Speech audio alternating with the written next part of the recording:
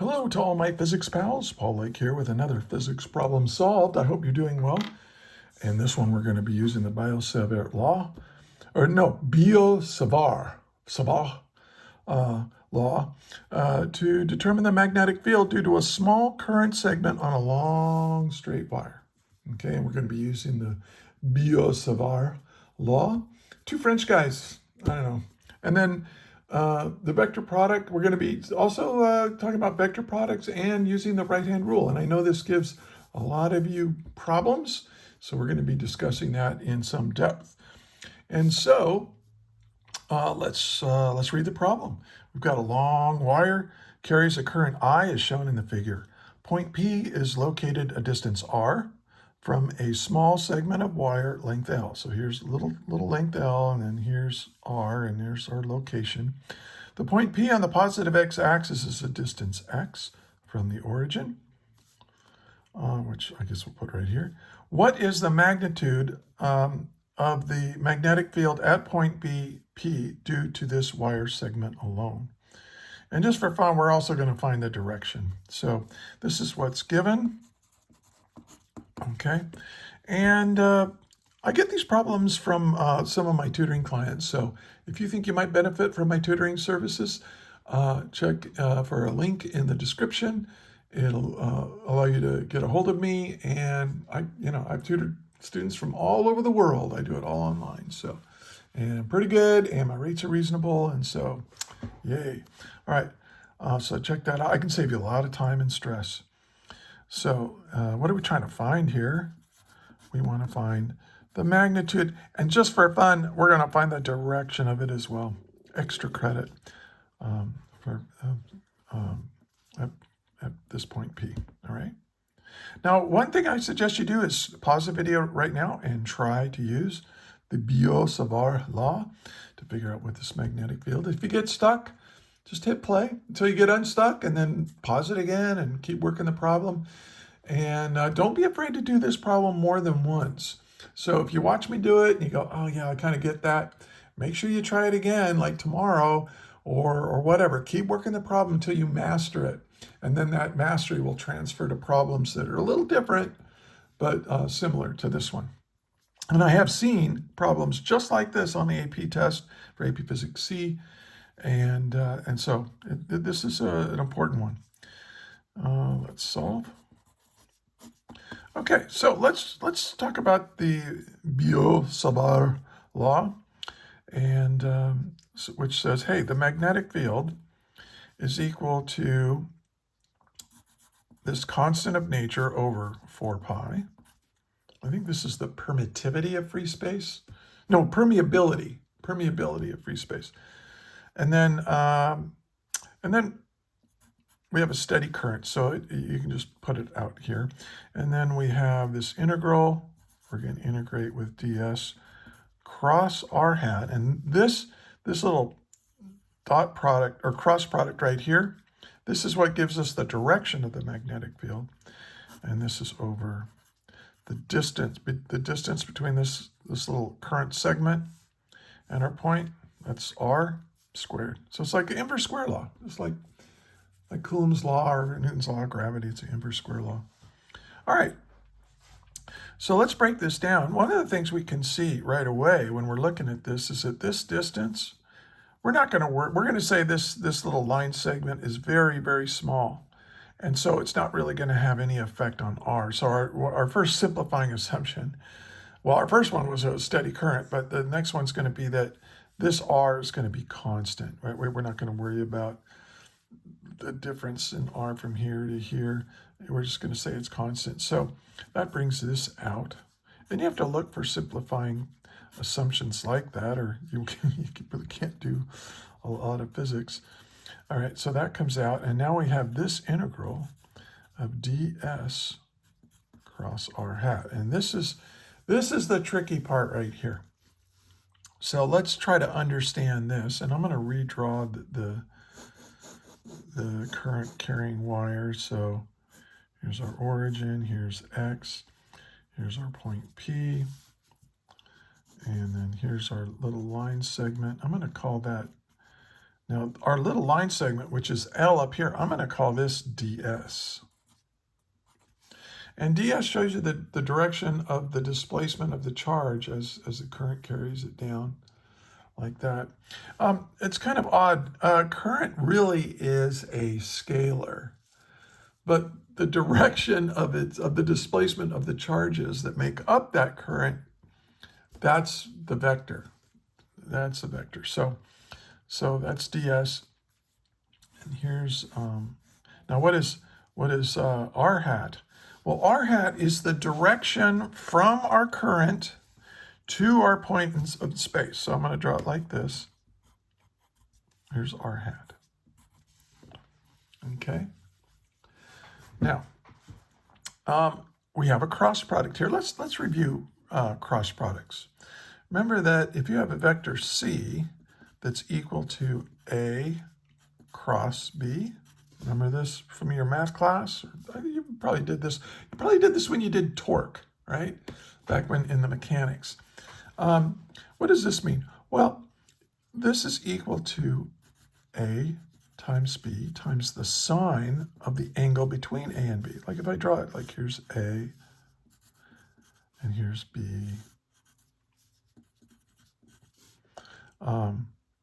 This is the angle between them.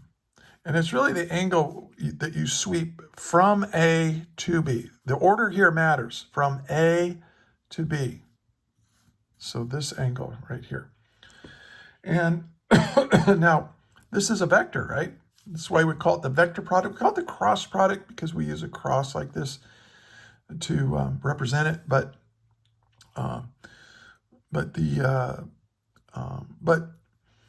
it's a vector product. We're multiplying two vectors together and getting a vector. That distinguishes it from the scalar product, right? And this tells us how perpendicular these two vectors are. The more close to being perpendicular they are, the bigger this product will be. If they're at 90 degrees, they're actually perpendicular. That's the maximum scalar product you can get, and it would just be a times b times 1, right? Because the sine of 90 degrees is 1.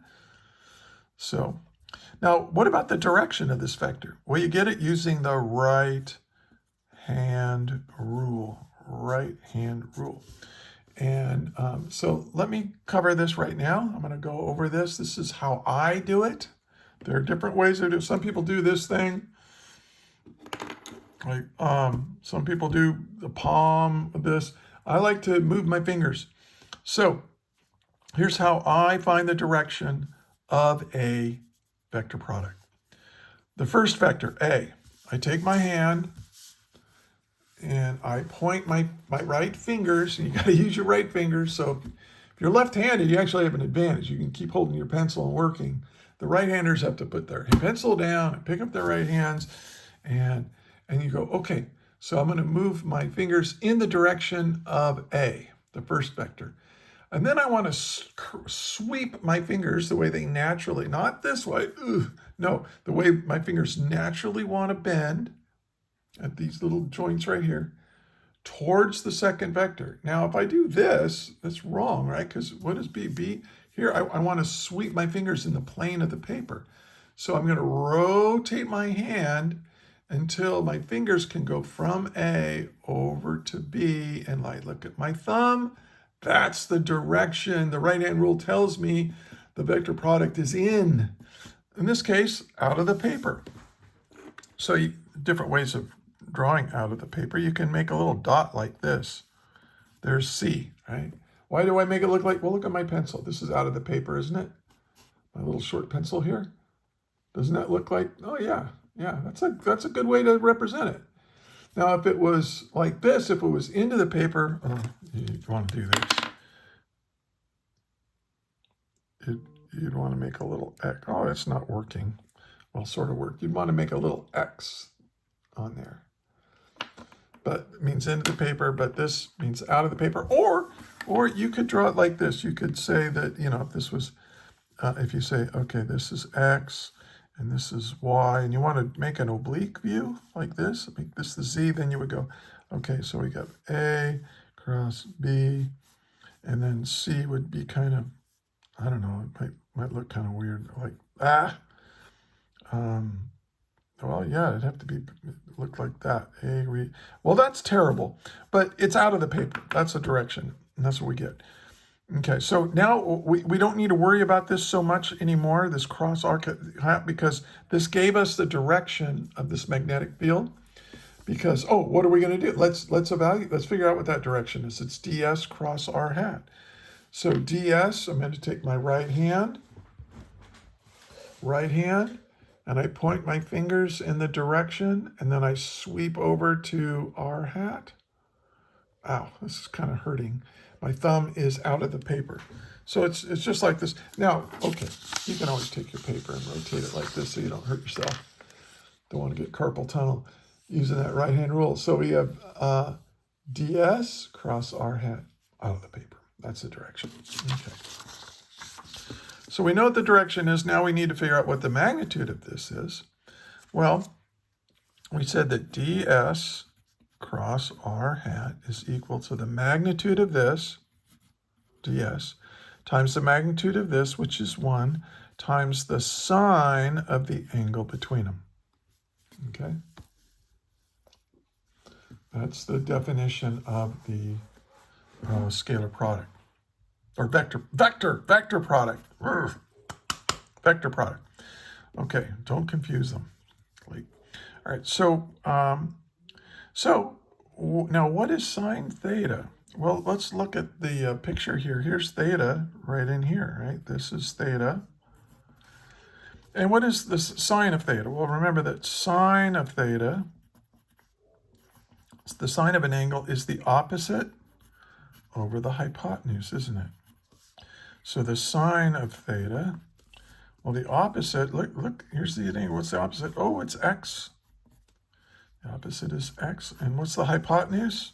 Oh, that's r. That's great. Okay, so now I can substitute this in here. And so b is equal to mu naught I over 4 pi r squared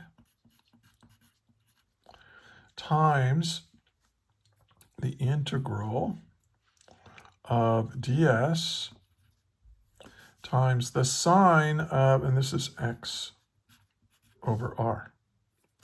Well, x over r, x is a constant and r is a constant. We already said r is a constant, so that could come out.